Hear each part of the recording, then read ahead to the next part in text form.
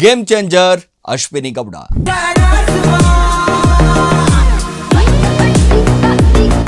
ಮನುಷ್ಯನಿಗೆ ಒಂದೇ ಒಂದು ಚಾನ್ಸ್ ಸಿಕ್ಕರೆ ಸಾಕು, game change ಆಗೋಗ್ಬಿಡುತ್ತೆ.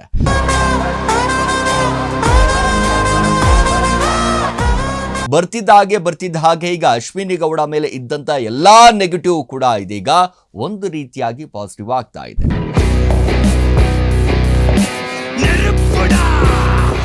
Ashwini Gowda cup ಗೆಲ್ತಾರಾ ಅಥವಾ ಗಿಲ್ಲಿ ನಟ ಕಪ್ ಗೆಲ್ತಾರಾ?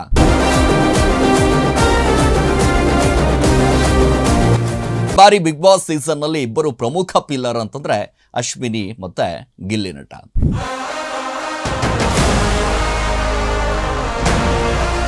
ಓಡೋ ಕುದುರೆ ಒಂದಿಷ್ಟು ಇಲ್ಲಿ ಎಲ್ಲಿ ಕಟ್ ಹಾಕುವಂತ ಕೆಲಸ ಆಗ್ತಾ ಇದೆಯಾ, ಗೆಲ್ಲುವಂತ ಕುದುರೆಯನ್ನ ಒಂದು ಕಡೆ ಮಣಿಸುವಂತ ಆಗ್ತಾ ಇದೆಯಾ?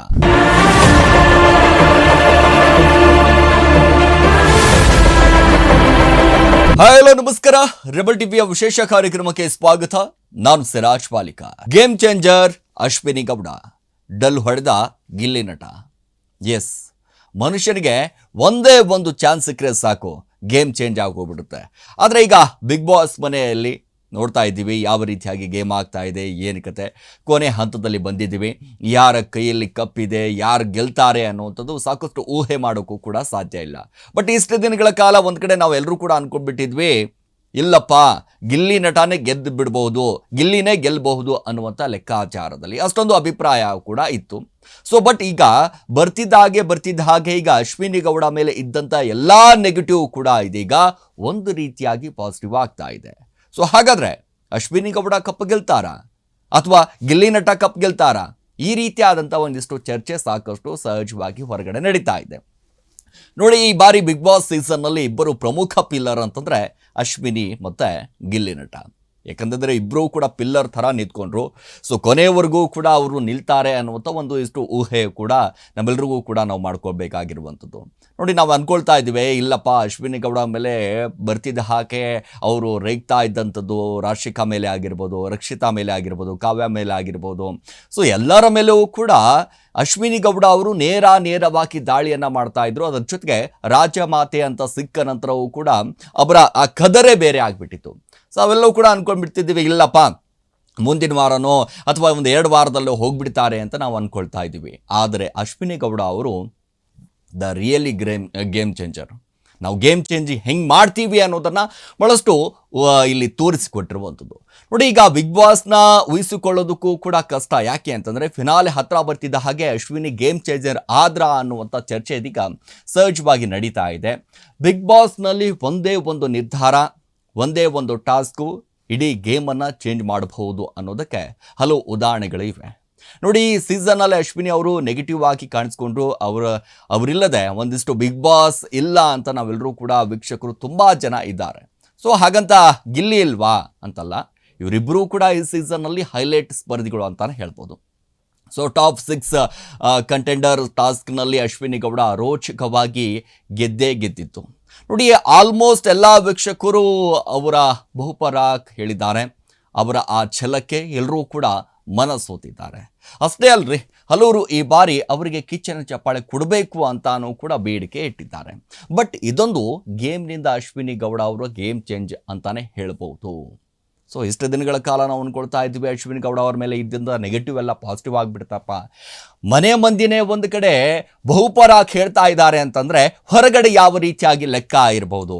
ಅಶ್ವಿನಿ ಗೌಡ ಅವರ ಮೇಲೆ ಇರುವಂಥ ಒಂದು ಪ್ರೀತಿ, ಕಾಳಜಿ, ವಿಶ್ವಾಸ ಮತ್ತೊಂದಿಷ್ಟು ಜನರ ಮೇಲೆ ಹೆಚ್ಚಾಗಿ ಹೋಗ್ಬಿಡ್ತು. ಇದೀಗ ನಿಜವಾಗ್ಲೂ ಕೂಡ ಅಶ್ವಿನಿ ಗೌಡ ಅವರು ರಿಯಲ್ ಆಗಿ ಇದೀಗ ಗೇಮ್ ಚೇಂಜರ್ ಆಗಿದ್ದಾರೆ ಅಂತ ಮತ್ತೊಮ್ಮೆ ಸಾಬೀತನ್ನು ಮಾಡಿದ್ದಾರೆ.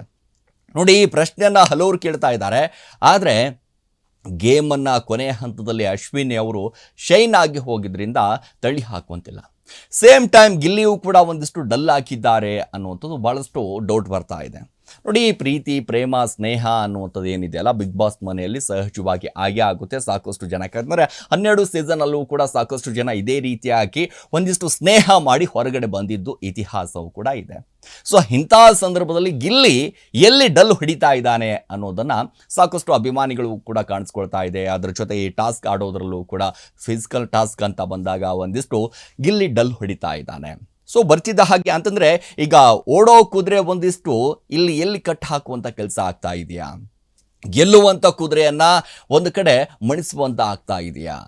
ಸೊ ಓಡ್ತಾ ಓಡ್ತಾ ಅಲ್ಲಿಂದ ಇಲ್ಲಿವರೆಗೂ ಕೂಡ ಅಂತಂದರೆ 1ನೇ ವಾರದಿಂದ ಆರಂಭ ಆದಂಥ ಈ ಸೀಸನು 12 ವಾರಗಳ ಆದರೂ ಕೂಡ ಗಮನಿಸ್ತಾ ಹೋದರೆ ಸಾಕಷ್ಟು ವಾರಗಳು ಕೂಡ ಓಡ್ಕೊಂಡು ಬಂದಂಥ ಕುದುರೆ ಇದೀಗ ಒಮ್ಮೆ ತಣ್ಣಗಾಗೋಗ್ಬಿಟ್ಟಿದೆ.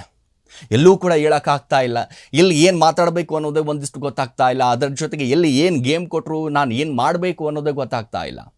ಬಟ್ ಇದೀಗ ಡಲ್ ಹೊಡೆದಿರುವಂಥ ಗಿಲ್ಲಿ ಮತ್ತೆ ಪುಟಿದೇಳುವಂಥ ಚಾನ್ಸಸ್ ಇದೆಯಾ? ಯಾಕಂದರೆ ಕೊನೆ ಹಂತದಲ್ಲಿದ್ದೀವಿ ನಾವೆಲ್ಲರೂ ಕೂಡ. ಇನ್ನೇನಪ್ಪ, ಈ ಕೈಯಲ್ಲಿ ಸುದೀಪ್ ಅವರ ಕೈಯಲ್ಲಿ ಈ ಕೈಯಲ್ಲಿ ಗಿಲ್ಲಿಯ ಕೈ ಇರುತ್ತೆ, ಮತ್ತೊಂದು ಕಡೆ ಅಶ್ವಿನಿ ಗೌಡ ಅವರ ಕೈ ಇರುತ್ತೆ. ಯಾರು ಗೆಲ್ಬೋದು ಹಾಗಾದರೆ? ಸುದೀಪ್ ಸರ್ ಯಾರ ಕೈಯನ್ನು ಎತ್ತಬಹುದು ಹಾಗಾದರೆ? ಕಪ್ಪು ಯಾರ್ದಾಗುತ್ತೆ ಅನ್ನುವಂಥ ಒಂದಿಷ್ಟು ಲೆಕ್ಕಾಚಾರ ಸಹಜವಾಗಿ ನಡೀತಾ ಇದೆ. ಒಂದಿಷ್ಟು ಹೇಳ್ತಾ ಇದ್ದಾರೆ, ಇಲ್ಲ ಇಲ್ಲಿವರೆಗೂ ಕೂಡ ಒಂದು ಕಡೆ ಗಮನಿಸ್ತಾ ಹೋದರೆ ಮಹಿಳೆಯರು ಯಾರೂ ಕೂಡ ಗೆದ್ದಿಲ್ಲ, ಅದು ಶ್ರುತಿ ಅವರ ಆದ ನಂತರ. ಅಶ್ವಿನಿ ಗೌಡ ಅವರು ಗೆಲ್ಲಬಹುದು, ಅಶ್ವಿನಿ ಗೌಡ ಅವರು ಗೆದ್ದೇ ಗೆಲ್ತಾರೆ ಅಂತ ಅವರ ಅಭಿಮಾನಿಗಳು ಒಂದು ಕಡೆ ರೆಡಿ ಆಗಿಬಿಟ್ಟಿದ್ದಾರೆ. ನೋಡಬೇಕು ಹೊರಗಡೆ ಯಾವ ರೀತಿಯಾದಂಥ ಒಂದಿಷ್ಟು ಈ ಅಭಿಮಾನ ಆಗಿರ್ಬೋದು, ಅವರ ಪ್ರಚಾರ ಆಗಿರ್ಬೋದು ಎಷ್ಟರ ಮಟ್ಟಿಗೆ ನಡೀತಾ ಇದೆ ಅಂತಂದರೆ ಅಶ್ವಿನಿ ಗೌಡ ಅವರು ಗೇಮ್ ಚೇಂಜರ್ ಆಗಿದ್ದಾರೆ, ಅದಕ್ಕೋಸ್ಕರ ಅವರು ಗೆದ್ದೇ ಗೆಲ್ತಾರೆ. ಎಷ್ಟು ದಿನಗಳ ಕಾಲ ಯಾವುದೇ ವ್ಯಕ್ತಿ ಒಂದಿಷ್ಟು ನೆಗೆಟಿವನ್ನು ತೆಗೆದುಕೊಂಡು ಬಿಗ್ ಬಾಸ್ ಮನೆಗೆ ಹೋದಂಥ ಸಂದರ್ಭದಲ್ಲಿ ಅವರು ಹೊರಗಡೆ ಬರಬೇಕಾದ್ರೆ ಭಾಳಷ್ಟು ಪಾಸಿಟಿವನ್ನು ತೆಗೆದುಕೊಂಡು ಬರ್ತಾರೆ. ಭಾಳಷ್ಟು ಜನ ಇದ್ದಾರೆ, ದ್ರೋಣ ಪ್ರತಾಪ್ ಅವರಾಗಿರ್ಬೋದು, ಭಾಳಷ್ಟು ಜನ ಒಂದಿಷ್ಟು ಲಿಸ್ಟೇ ಇದೆ. ಆದರೆ ಅಶ್ವಿನಿ ಗೌಡ ಅವರು ಎಂಟ್ರಿ ಕೊಡ್ತಿದ್ದ ಹಾಗೆ ಆ ಮನೆಯಲ್ಲಿ ಒಂದು ಕಡೆ ನಿಜ ಹೇಳಬೇಕು ಅಂತಂದರೆ ಗೇಮ್ ಆಡೋದ್ರಲ್ಲೂ ಕೂಡ ರೆಡಿ, ಡ್ಯಾನ್ಸ್ ಮಾಡೋದ್ರಲ್ಲೂ ಕೂಡ ರೆಡಿ, ಯಾರಿಗೆ ಟಾಂಗ್ ಕೊಡೋದ್ರಲ್ಲೂ ಕೂಡ ರೆಡಿ. ಒಳಗಡೆ ಬಿಗ್ ಬಾಸ್ ಮನೆಯಲ್ಲಿ ಏನಾದರೂ ಒಂದಿಷ್ಟು ಕಾಮಿಡಿ ಮಾಡಬೇಕಾ, ಗೇಮ್ ಚೇಂಜ್ ಮಾಡಬೇಕಾ, ಯಾರನ್ನಾದರೂ ಕೂಡ ಎತ್ತಿ ಕಟ್ಟಬೇಕಾ, ಏನು ಮಾಡಬೇಕು ಹೇಳಿ ಅದಕ್ಕೂ ಕೂಡ ರೆಡಿ ಇದ್ದಾರೆ.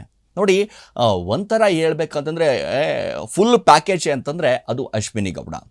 ಸೊ ಹಾಗಾಗಿ ಅಶ್ವಿನಿ ಗೌಡ ಅವರಿಂದ ಇದೀಗ ಒಂದಿಷ್ಟು ಬರ್ತಾ ಇರುವಂತಹ ಆ ಮುಗ್ಧತೆ, ಆ ಪ್ರೀತಿ ಜನರಲ್ಲಿ ಒಂದಿಷ್ಟು ಕಾಣಿಸ್ತಾ ಇದೆ. ಎಲ್ಲ ಅಶ್ವಿನಿ ಗೌಡ ಗೆಲ್ಲಬೇಕ್ರಿ, ಒಂದು ಹೆಣ್ಣು ಗೆಲ್ಲಬೇಕು.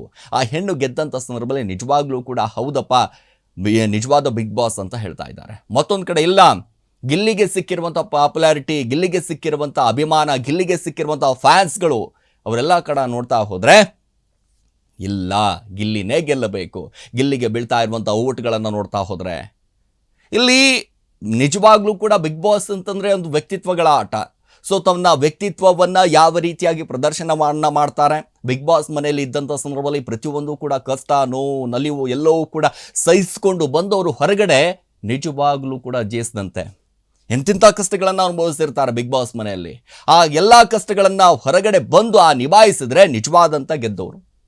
ರಘು ಅವರು ಹೇಳ್ತಾ ಇದ್ರು ನೋಡಿ, ರಘು ಅವರು ಭಾಳ ಸ್ಪಷ್ಟವಾಗಿ ಹೇಳ್ತಾ ಇದ್ರು, ನಾವು ಇಲ್ಲಿ ಕಲ್ತಿರುವಂಥ ಪಾಠವನ್ನು ಹೊರಗಡೆ ಹೋಗಿಯೂ ಕೂಡ ನಾವು ಅನುಭವಿಸಿದ್ದೀವಿ ಅಂತಂದರೆ, ಹೊರಗಡೆ ಹೋಗಿಯೂ ಕೂಡ ನಾವು ಅದನ್ನು ತೆಗೆದುಕೊಂಡಿವಿ ಅಂತಂದರೆ ನಾವು ಎಂತಿಂಥ ಕಷ್ಟಗಳು ಬಂದರೂ ಕೂಡ ನಿಭಾಯಿಸುವಂಥ ತಾಕತ್ತಿದೆ ಅಂತ ಹೇಳ್ತಾರೆ. ಸೊ ಅದಕ್ಕೆ ಹೇಳೋದು ಬಿಗ್ ಬಾಸ್ ಅಂತಂದರೆ ಅದು ಒಂದು ರೀತಿಯಾದಂಥ ವ್ಯಕ್ತಿತ್ವಗಳ ಆಟ. ಸೊ ಆ ವ್ಯಕ್ತಿತ್ವವನ್ನು ಮತ್ತೊಮ್ಮೆ ಇದೀಗ ಅಶ್ವಿನಿ ಗೌಡ ಅವರು ಇದೀಗ ಎದ್ದು ಕಾಣಿಸ್ತಾ ಇದೆ. ಸೊ ಈಗ ಡಲ್ಲಾಗಿರುವಂಥ ಗಿಲ್ಲಿ ಏನು ಮಾಡ್ತಾರೆ ಹಾಗಾದರೆ? ಸೊ ಹಾಗಾದರೆ ನಿಮ್ಮ ಹೀರೋ ಏನು ಮಾಡ್ತಾನೆ? ಸೊ ಮುಂದೆ ಏನು ಮಾಡಬಹುದು ನಿಮ್ಮ ಹೀರೋ? ಸೊ ಕೊನೆ ಹಂತದಲ್ಲಿ ಇರಬೇಕಾದಂಥ ಸಂದರ್ಭದಲ್ಲಿ ಈಗಾದರೂ ಸರಿಪಡಿಸ್ಕೊಳ್ತಾರಾ?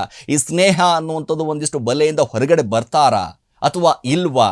ಅಥವಾ ಸ್ನೇಹ ಮಾಡೋದಾದರೆ ಹೊರಗಡೆ ಬನ್ನಿ, ಆರಾಮಾಗಿ ಸ್ನೇಹ ಮಾಡಿ, ಏನು ಬೇಕಾದರೂ ಕೂಡ ಮಾಡ್ಕೊಳ್ಳಿ, ಎಂಜಾಯ್ ಮಾಡ್ಕೊಳ್ಳಿ. ಬಟ್ ನೀವು ಹೋಗಿದ್ದು ಅಲ್ಲಿ ಕಪ್ಪು ಗೆಲ್ಲೋದಕ್ಕೆ, ಅದನ್ನು ಮಾತ್ರ ಮರೆಯೋಕ್ಕೋಬೇಡಿ ಗಿಲ್ಲಿ, ಅದನ್ನು ಮಾತ್ರ ಮರೆಯೋಕ್ಕೋಬೇಡಿ. ಅದನ್ನೇನಾದರೂ ನೀವು ಮರ್ತರೆ ಸಿಕ್ಕಾಪಟ್ಟೆ ಇಲ್ಲಿ ಅನುಭವಿಸ್ಬೇಕಾಗುತ್ತೆ. ನೋಡಿ, ಅಶ್ವಿನಿ ಗೌಡ ಅವರಿಗೆ ನೀವು ಟಾಂಗ್ ಕೊಡ್ತಾ ಇದ್ರಲ್ಲ, ನಾನೇ ಕಪ್ಪು ಗೆಲ್ಲೋದು, ಸ್ವಯಂ ಘೋಷಿತ ಬಿಗ್ ಬಾಸ್ ವಿನ್ನರ್ ಯಾರು ಅಂತಂದರೆ ಅದು ಗಿಲ್ಲಿ ಅಂತ ಹೇಳ್ತಾ ಇದ್ರಲ್ಲ, ಅದನ್ನು ಸಾಬೀತು ಮಾಡಬೇಕು ಅಂತಂದರೆ ನೀವು ಗೇಮನ್ನು ಆಡಬೇಕು. ಅದರ ಜೊತೆಗೆ ನಾನೂ ಕೂಡ ಈ ರೇಸಲ್ಲಿ ಇದ್ದೀನಿ ಅನ್ನೋದನ್ನು ತೋರಿಸ್ಕೊಡೋದಾದರೆ ಅಶ್ವಿನಿ ಗೌಡ ಅವರು ಕೂಡ ಇಲ್ಲಿ ಗೆಲ್ಲಬೇಕು. ನೋಡೋಣ ಯಾರು ಕೊನೆ ಹಂತದಲ್ಲಿ ಇದ್ದೀವಿ. ಫಿನಾಲೆ ಇನ್ನೇನು ಕೆಲವೇ ದಿನಗಳು ಮಾತ್ರ ಬಾಕಿ ಉಳಿದಿರುವಂಥದ್ದು. ಯಾರು ಗೆದ್ದು ಬೀಗ್ತಾರೋ ಏನು ಕಥೆನೋ. ಸೊ ಅಶ್ವಿನಿ ಗೌಡ ಅವರಿಗೆ ಸಿಗ್ತಾ ಇರುವಂಥ ಈ ಕಿಚ್ಚನ ಚಪ್ಪಾಳೆ ಆಗಿರ್ಬೋದು, ಅದ್ರ ಜೊತೆಗೆ ಉತ್ತಮ ಆಗಿರ್ಬೋದು, ಎಲ್ಲವೂ ಕೂಡ ಸಿಕ್ಕಾಪಟ್ಟೆ ಸಿಗ್ತಾ ಇದೆ. ಏನು ಬೇಕಾದರೂ ಕೂಡ ಆಗಬಹುದು ಕೊನೆ ಹಂತದಲ್ಲಿ. ಸೊ ಯಾರು ಗೆದ್ದು ಬೀಗ್ತಾರೆ ಅಂತ ಕಾದು ನೋಡಬೇಕಾಗಿದೆ. ಎಸ್, ಇದಾಗಿತ್ತು ಇವತ್ತಿನ ವಿಶೇಷ. ನಿರಂತರ ಸುದ್ದಿಗೆ ನೋಡ್ತಾ ಇರಿ ರೆಬಲ್ ಟಿವಿ.